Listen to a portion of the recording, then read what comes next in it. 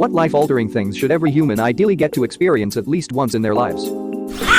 Go somewhere isolated enough at night that you can see the full skyscape, including the band of the Milky Way. Don't remember where exactly, but me and my dad found this volunteer-run observatory somewhere on a peak in Oregon. They had a giant scope operated by a few people and some hobbyists and students who had their own gear they'd let you use, but the coolest shit was being able to look up with your own eyes and see part of the Milky Way. I cannot describe to you the awe I felt. Everyone there was very passionate about astronomy and so helpful too, so the whole thing was an unforgettable experience. Edit. Pretty sure it was Pine Mountain Observatory, thanks to the comment that reminded me guess it's owned by U of O, so there was a mix of students, volunteers, and staff. It might be closed due to the winter storm, but if you're in town and have a clear night, go check it out. Oregon Observatory at Sun River, maybe? I've been there. It is volunteer run, from what I remember, and is overflowing with people who are glowingly passionate about astronomy. As someone who grew up where you can see the Milky Way, it is so weird to me that some people have never seen it. Even though I could see it on any non-cloudy night as a kid, I still will go out to a soybean field during any meteor shower to enjoy the show. The night sky is such a cool thing that somehow makes you feel very small, but at the same time really connected with Earth. Until I was an adult, a few years into adulthood, I honestly thought that the pictures of the Milky Way from Earth were basically photoshopped to show what it could look like. I've still never seen it, and I still can't imagine seeing more than a dozen or so stars at once. Dude, same. I've spent most of my life in Dallas-Fort Worth, Texas, which is the highest level of light pollution on Darksight Finder, and I remember driving an hour southwest out to Granbury and being stunned at what I saw. That's still considered very high light pollution. A couple months ago, some friends and I took a trip to Marfa, Texas, which is a little east of El Paso, explicitly to see the night sky during a new moon. Still didn't see the Milky Way on a clear night. It feels unattainable and fake for me too. Spending a day alone with no plans, completely at liberty, in a foreign city you've never been to before. One of my favorite travel experiences was a 12-hour layover in Seoul. I managed to see the oldest temple in town, go to a modern art museum, eat a meal meant for an entire family, but gifts for friends and family, accidentally get drunk from soju, and get cursed out in Korean by a bus driver. I still need to go back with more of a plan. I was alone for a day in Seoul as well. Had the best fried chicken I've ever had, also enough to feed an entire family, went on a bus trip to the DMZ, and ended up drunk downtown in the middle of the night with a girl on my arm, searching for a cheap hotel to have sex in. We found one. Great day. That sounds awesome. Being the person in a room that everyone else looks up to, whether it be as a teacher or anything else. Just knowing I could make a difference in some kid's life was the best part of coaching tennis for me. When I did group therapy, one of the people who I really connected with was leaving, and it was our last meeting with him. I wanted to tell him that I would miss having him there and that I looked up to him as a role model. Without skipping a beat, he responded in genuine surprise that he looked up to me. It was one of the most sincere moments I've ever experienced, and it was truly the last thing I expected him to respond with. I will never forget him or that moment. It's a memory that has reassured me in some of my lowest points. I'm a new teacher, and that feeling you get when a kid looks up to you and goes really whoa is the most surreal feeling. You blew a fucking mind today. Not just taught an adult a new thing, but absolutely shattered their perception of reality, and now they've got to put it all back together with new info. Being debt-free. I've paid off 2 credit cards this week and it feels so incredible. I cannot wait to pay off the other 2. Keep going. I just became debt-free last week. Go you. Nutted up and paid $5,600 off last May to cancel out all my debt, which netted me approximately $450 savings in payments every month. I have so much more money in my account now, and it only really stung the first 2 months. The time went by in a blink of an eye. Congrats, bro, feels so good. Scuba diving. I promise you, it's a completely different world down there and it's not ours. You'll be amazed and maybe even get an understanding and a greater connection to our Earth and all the living things on this chunk of rock floating through space. Came here to say this, too. It's like being on another planet. And having to communicate with others without using words is pretty cool, too. Wow. Are you seeing this, too? It's a really transforming experience. Oof, I wish, but my intense thalassophobia will barely let me snorkel. I went snorkeling for the first time at Point of Rocks on Manasota Key in Florida and saw a giant clam, a stingray, should have kicked his ass for Steve RIP, and then saw a fisherman pull a giant shark out of the same water, and I haven't been snorkeling since. It's just not our element. The feeling of having mastered something. Piano, poetry, writing, some video game, coding, anything really. There is a special self-knowledge that comes from having mastered something that everyone really needs to know. Do we ever really truly and completely? I am positive no matter how good I am at something, if I ever am, I will never feel it can't be even better. You can master something without it being impossible to improve. Adding to this, it also depends on your definition of mastered. To some, a solid 10,000 hours of good practice is the general definition. To me, mastering something means you know so much about it and are so in sync with the activity or subject that you know your limits, you know where you can improve, and even though you can always learn something new, your understanding of the material has made the subject one you can profess freely about without sounding uneducated. Fighting for one's life in some form. 3 years ago I was in a river for the swim portion of a triathlon. Because of heavy rainfall the week prior, the current was moving incredibly quickly. The race organizers eventually canceled the swim portion of the event, but not until myself and about half the other competitors were already in the water. About halfway through the swim, the current became too much, and I was being carried downstream despite my strongest attempts to swim against it. It was at that moment that I was literally swimming for my life. It was terrifying at the moment, but an experience I'm really glad I had. Edit. Thanks for the gold, kind stranger. Years ago I was boogie boarding of a point break with a few surfer friends. Yes, I know boogie boarding isn't cool, but surfing is hard, especially when you try to learn in your late 30s. Anyway, it was getting a bit big for me, and I had had enough, so I started heading back into the beach. I wasn't paying much attention, and I didn't notice that I had started drifting out towards the middle of the beach, and I got stuck in some really big waves that were really close together and dumping me one after the other. I tried ducking under only to come up for air to see the next wave ready to dump me again. I was probably only stuck like that for 5 or 10 minutes or so, but it completely exhausted me. I was scanning the beach to see if anyone was there to help me, but it was completely empty. I dug down and found some drive to kick like mad, and managed to make my way to shore, and stumbled onto the beach with my legs shaking from fear and exhaustion. I spent the next 30 minutes sitting on the beach by myself with my head down, trying to come to terms with what happened. I've never been so scared in my life. I had this exact experience when I was around 13 in Bali. Legitimately thought I was going to die. In case anyone else is reading this, best thing to do in this situation is relax your body. You need to save your energy as best as possible. Take a large breath and do your best to relax and come back up after or in between waves to quickly take another big breath. Unless it's a storm, the sequence of crashing waves should only last 10 to 25 seconds. I found quite the opposite. I nearly drowned. I got to the point where I had nothing left. I thought 100,000 thoughts in 1 second about my friends and family, my regrets, etc. Whatever was going on in my life was no longer my problem. Everything would work out one way or another. I made my peace and took what would be my last breath, a lungful of water. It seems the universe had other plans. The waves tumbled my head above water as I took that breath.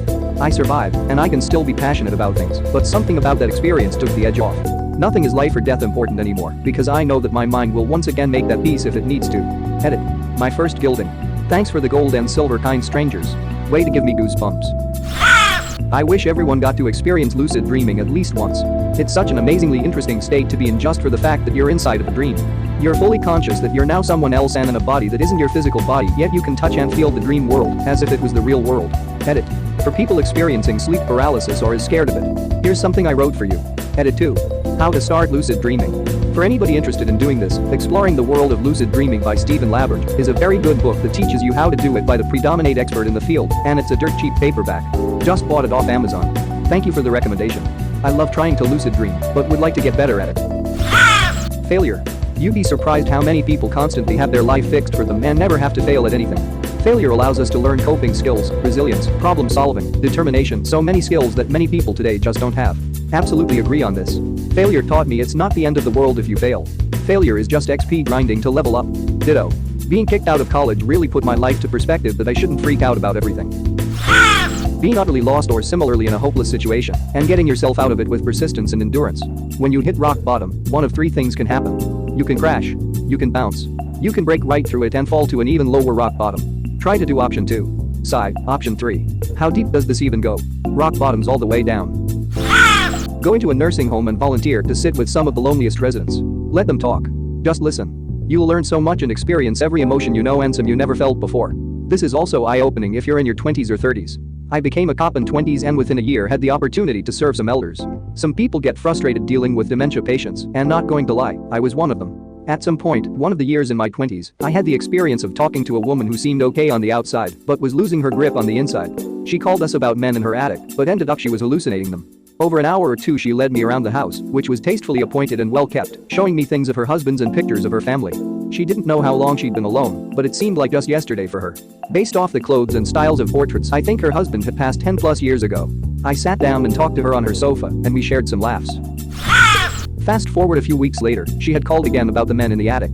I knew it was going to be another visit, so I told dispatch I'd be out of service for a while. When she opened the door I greeted her by name, and she looked at me confused. I asked about how she had been since we last spoke, and she became upset because I was lying to her. I tried to make her understand, but her version was the only true version, and everything else was fiction. When I got back to my car I sat down and had a long thought about my current life and state of mental health.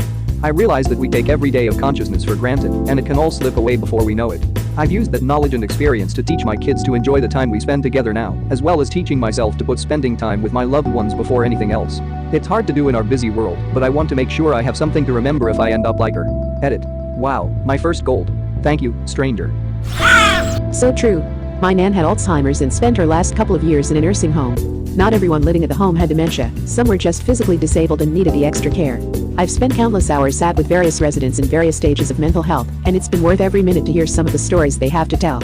Especially as I'm actually disabled myself and require full-time care too, although I'm lucky enough that I still get to live in my own home with my husband. I have carers here while he's at work.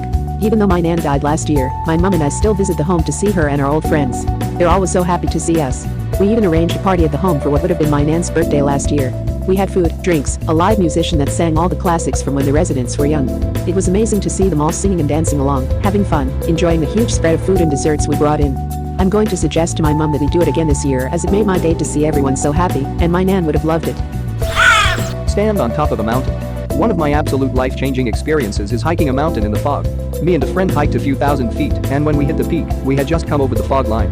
There was an old guy at the top with us, and he saw that we were in awe. He pointed to the northeast. See that other mountain range poking out above the clouds? That's Tahoe. Tahoe was 150 miles away, give or take. Something about being exhausted after intense physical exertion, with your best friend, in a surreal landscape, and then having a seemingly impossible vision pointed out to you on top of that, was otherworldly. May I ask which mountain? Of course. It was Mount Diablo in the east of Bay Area. Travel alone doesn't need to be long, but I think it requires a skill to be alone and feel comfortable about it. Not many people take the leap to go and/or don't have the skill. It is very valuable to feel comfortable being alone, being in a crowd, for example. Most people are shocked when I tell them I went to Europe for a month and did 7 different countries. Over a week of that was by myself in Prague and Vienna. At the time I was 26, I'm female, which is what usually scared people. Oh my god, you traveled by yourself in a foreign country? That was probably the best week of the trip. I never even thought twice about it, never felt unsafe, and did some things I probably would have never experienced if I was traveling with a group. I would actually love to do it again. I, male 26, spent 5 days in France last year by myself. I still get shocked reactions when I tell people.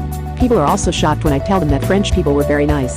Probably because I learned enough French to at least politely turn the conversation to English without just screaming English. Being with a family member while they pass away.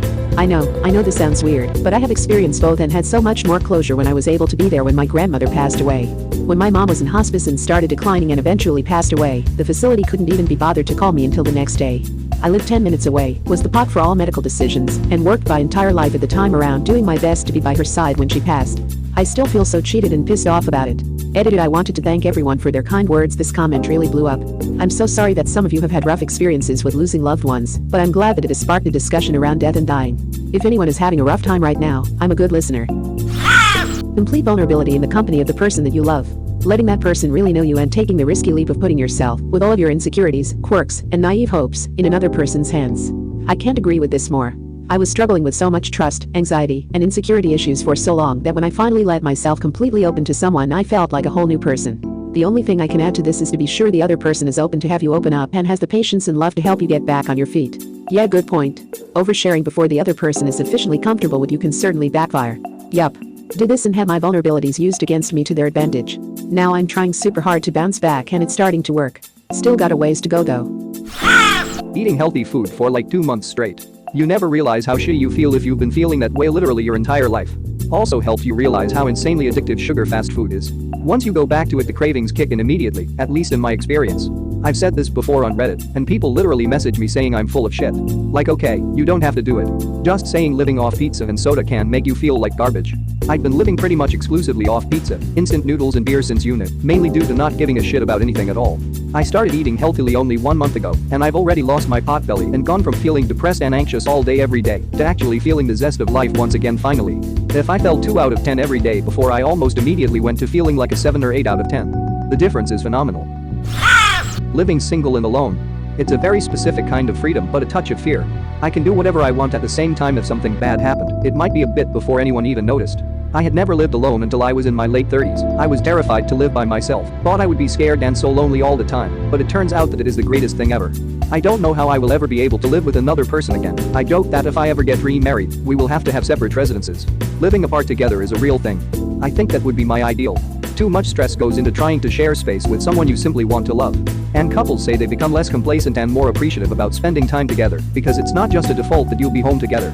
I totally agree about it making you less complacent. My partner and I live in separate townhomes in the same community, across from each other. We can see each other's front doors. We're right there if something happens and also if we want to spend time together, but we both have our own space and alone time when we want or need it. Best relationship of my life. As a happily retired motherfucker, retirement. I wish and hope every young person working today will someday get to enjoy a secure retirement while they still have enough life and health left. Such a thing is possible, but young people, you'll have to get onto your elected representatives to represent you and not spend all their energy representing billionaires who don't need further financial help from Congress or Parliament or whatever the fuck you have in your country. Jump on those motherfuckers like a pit bull attacking a sirloin steak and make them provide a social welfare system that assures you an actual retirement in your future. Don't let up on them. And hey, get on my lawn. I'll throw some burgers on the grill and we'll drink a couple of beers. I'd love to be able to retire earlier than the usual age. But holy crap, that'd be some hard work. Someone on Reddit said retirement is a financial position, not an age. Blew my mind. They're right though. We talk about it like it's about living XX years, but you go into any fast food joint or big box store these days, you'll see grandmas flipping burgers or grandpas ringing up merch, and it hits home. Federal prison. Did 87 months. Made me appreciate all this freedom. Made me realize the pursuit of money and material wealth at all costs is one of the most destructive behaviors in man. I'm grateful for going. Taught me what real respect is, and that all people have value, even if they fucked up, excluding rapists, child molesters and murderers. The most important thing in life is meaningful relationships with others, and to try and be kind. Even to the shitbirds. There is a reason why someone is miserable and wants company. Everyone should witness the miracle of birth. Doesn't have to be human, might be better if it isn't, as baby animals are usually able to do some pretty impressive things straight out of the womb. 2. View the Milky Way with the human eye. There are places where you can see the galaxy quite clearly. It helps to let you know how insignificant your shit really is. 3. Spend 90 days in jail. We should all better understand the pressures of incarceration in order to make the system more about rehabilitation and less about punishment. 4. The sunset over La Jolla Cove. 5. The Rocky Mountains. 6. The sunrise from the top of the Myrtle Beach Hilton. A long road trip with friends. It's a bonding experience being in a little metal box with a group of friends for hours at a time trying to get somewhere together. You'll drive each other crazy, you'll make each other laugh, it's truly a wonderful experience. On the bucket list for sure. My friends and I still do this every year. We're old guys in our 50s now, we've been doing it since our 20s. I'm in my 20s now, this is all I want with my buddies from college. Thank you very much for watching. Don't forget to subscribe and like this video. Tell me what you dislike or love about this video, so please comment below and hit the bell icon so you're notified anytime a new video is released. This is a WeCrow Media production.